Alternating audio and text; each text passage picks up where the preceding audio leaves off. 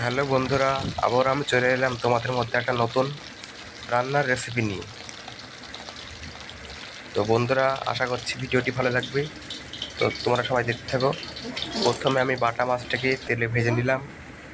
তারপরে 1 চামচ কালো জিরে কড়াইয়ে দিয়ে দিলাম।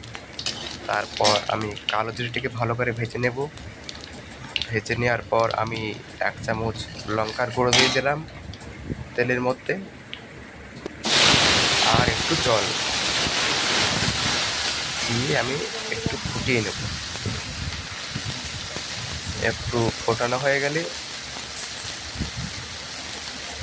তারপর আমি দিয়ে দেবো 1 চামচ হলুদের গুঁড়ো, তারপর 1 চামচ লবণ দিয়ে ভালো করে নেড়ে চেড়ে তাতে আমি দিয়ে দেবো টমেটো কুচি,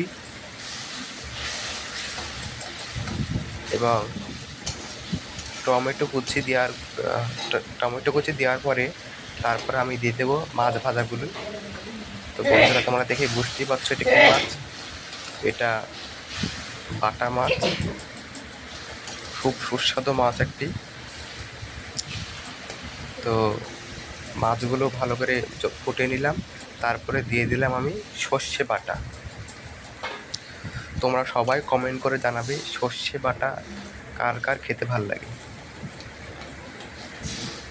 বাটা মাছ দিয়ে সর্ষে দিয়ে বাটা মাছ কার কার খেতে ভালো লাগে। সরি, ভুল হয়ে গেছে।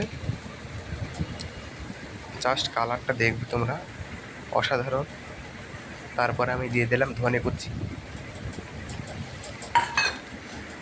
পাতা কুচি দেওয়ার পরে জাস্ট অসাধারণ লাগছে গ্রেভিটা। জাস্ট তোমরা দেখবে, খুব সুন্দর একটি গ্রেভি।